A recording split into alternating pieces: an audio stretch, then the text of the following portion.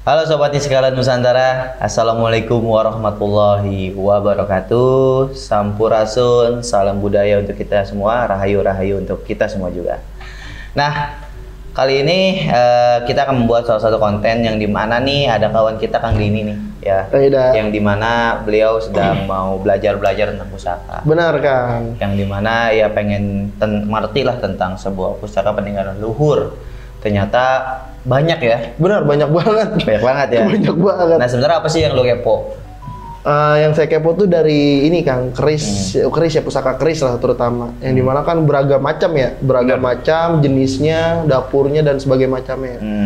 Dan tapi ada beberapa yang saya lihat nih di tempat galeri Kang Yuda, kok ada gitu kan ya, pusaka-pusaka yang dimana keris ya terutama yang berukurannya tuh jumbo.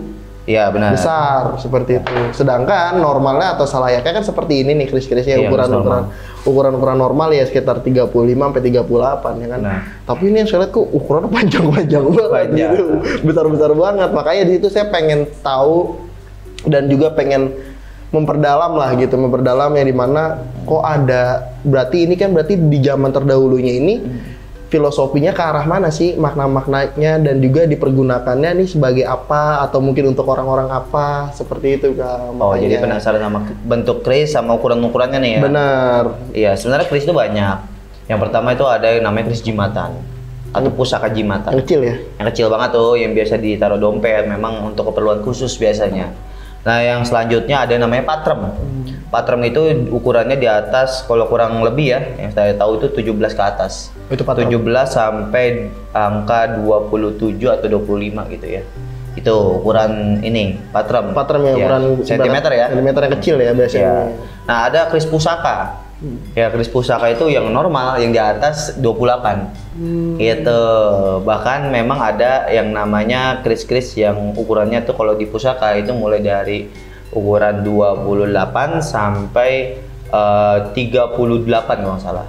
Gitu ukurannya ya. Itu ukuran normal. Normal. Dan ada lagi namanya keris corok. Oh, keris corok. Keris corok itu ukurannya melebihi kapasitas keris pada umumnya.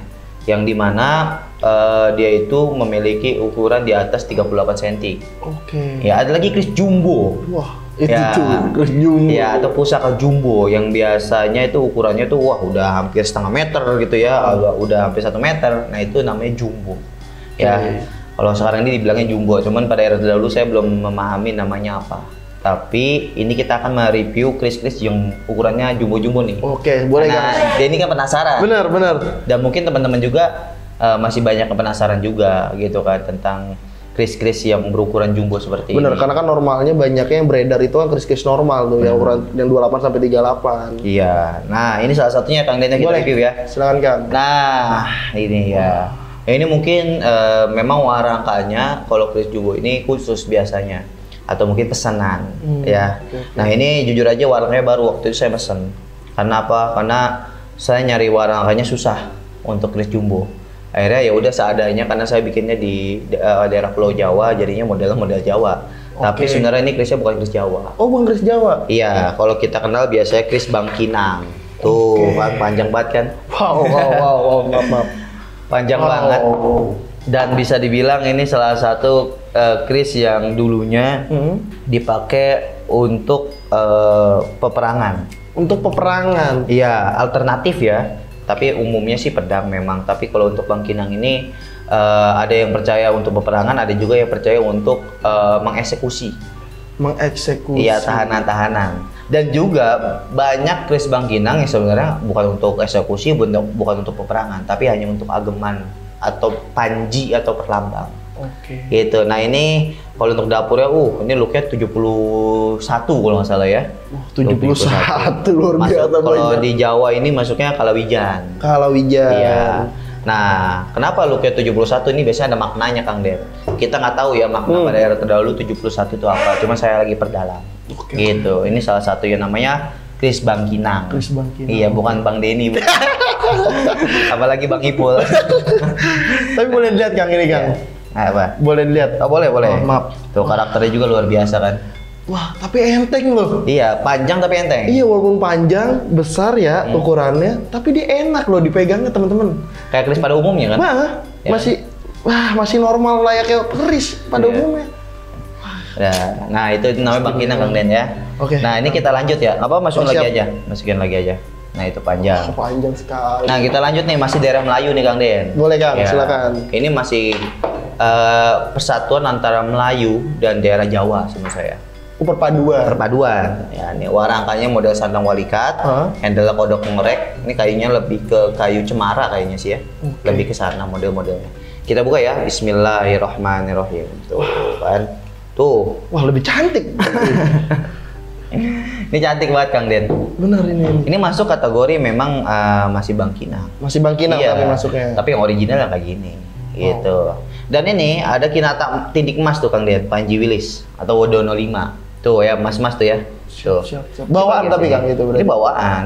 Ini mas tua. Mas tua. Iya, jadi bisa dibilang ini dari tahun 1500-an. Ya, persatuan antara Melayu dan Jawa karena karakter bilahnya ini model-model ricikannya Mojopahit. Ricikan Mojopahit. Iya, ricikan Mojopahit atau mungkin ricikan dari daerah Sulawesi. Gitu yang diperpadukan mungkin ya. Karena emang kan Mojopahit besinya itu rata-rata dari Sulawesi. Bener sih. Namanya dinamakan Sulawesi ya karena pulau besi. Pulau Besi. Iya. Nah, ini biasanya lebih keageman Kang Den karena ada kinata. Pertanda. Gitu. Iya, biasanya entah serah terima jabatan atau mungkin persahabatan antar kerajaan itu bisa. Nah, Kang Den lihat dulu tuh. Boleh, ya. siap, maaf. Cakep ya. Enteng nggak? ini jujur kalau yang ini lebih apa ya? Lebih enteng gitu, megangnya Iya. lebih enak. Wah, ini kalau misalkan dijual di mahal ini Kang ya. Kalau menurut saya sih relatif ya, karena kalau pusaka itu kan memang banyak, wah pusaka mahal. Emang pusaka mah nggak ada harganya Kang Den. Benar. Gimana kita menghargainya? Cuma layak nggak contoh nih ya. Kita contoh beli pusaka seperti ini minimal banget di harga 500.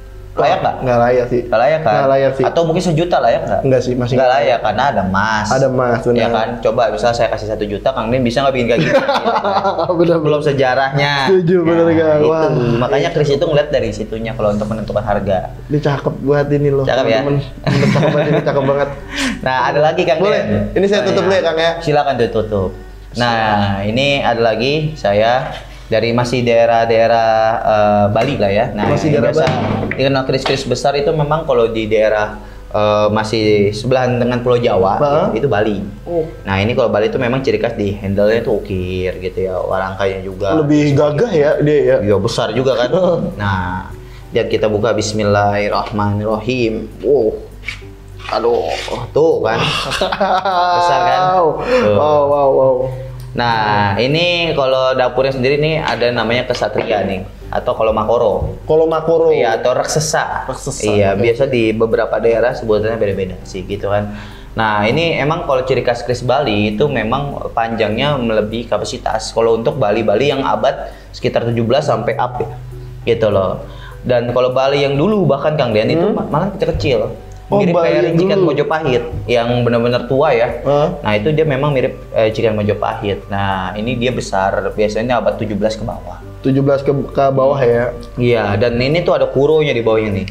Kuro apa? Itu lambang kehidupan Kang Den. Kuro itu kura-kura ya? Iya, kura-kura. Tuh, ini luar biasa. Dan kalau kenapa dibuat ya keris Bali itu panjang-panjang? Karena kalau dari segi esoteri, Bali itu kerajaan yang panjang bahasanya, umurnya. Iya, atau kejayaannya panjang. Gitu, bahkan sampai sekarang juga masih melestarikan kan? Masih melestarikan dan masih berjaya juga. Masih berjaya, itu pengharapan. Setuju. Dan bisa dibilang kenapa gagah, karena itu orang Bali itu berharap mereka itu anak keturunannya nanti itu kuat dan gagah dalam menerjang zaman ke depannya makin canggih dan modern. Gitu kan. Berarti filosofi di dalam keris Bali itu luar biasa ya? Luar biasa gitu. Dan biasanya kenapa kok bilangnya pada itemnya tuh ciri khasnya kayak gini Bali ya rata-rata ya kan. Kalau yang 17 ke bawah itu abad 17 ya. Itu rata-rata disangling. Sangling tahu nggak? Disangling itu kalau nggak salah diasapin atau bukan? Nah, diasap. Diasap. Itu. Jadi itu kayak contoh nih misal dupa diasap. Kalau nggak biasanya tuh ada asap yang bekas bakaran apa gitu diasap. Karena dipercaya keris itu filosofinya berasal dari asap. Dan asap itu bisa menyerap energinya yang sudah didoakan. Gitu. Bener karena ada pori-porinya juga. Iya, dan ini keris Bali dan teman-teman pasti udah nggak heran kalau keris Bali panjang-panjang gitu ya. Tapi Senimannya luar biasa ya. Ini salah satu seni ya. Seni kita ngebahas seni dan filosofinya yang tersimpan di dalam ini, wah luar biasa sih Kang ini. Wah. Ini Kinata Mas murni juga pasti punya orangnya. Hebat, minimal banget ini kesatria punya. Kinata Mas murni. Oke. Ini mah bikin ngiler ini, teman-teman. Kita lanjut lagi Kang. Ini saya simpen deh ya. Ya, simpan. Nah, ini ada lagi nih Kang Den. Ya, ini biasanya dari daerah Pulau Jawa. Dari daerah Pulau Jawa. Iya, tapi lebih ke arah Panji. Panji maksudnya apa? Panji itu lambang. Oh, lambang. Iya, lambang yang mungkin mengikonikan kerajaan tersebut. Oke. Gitu. Nah, ini saya ada dua nih Kang Den. Boleh. Ya, mungkin salah satunya ya. Boleh, siap. Ya, mungkin Kang Den ini satu lagi. Siap. Ya, ini panjang nih udah ketahuan ya. Dan ini kalau aslinya ada sedikit berbobot ya. Benar, ini sedikit. Ya, berbobot. Lumayan nih. Ya, dan kita buka ya. Boleh saya buka ya Kang ya. Bismillahirrahmanirrahim. Tuh kan. Bismillah.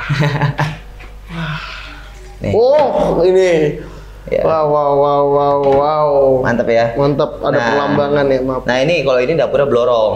Oh, ini dapurnya blorong. Iya, atau masuknya ke ini Ratu Kayangan. Ratu Kayangan. Iya, mungkin dulu tuh pada era terdahulu Kang Den, itu Ratu Blorong atau Ratu Kayangan itu dianggap sebagai orang yang disakralkan di daerah Jawa terutama. Oke. Atau juga banyak yang menyebut ini Larmongo.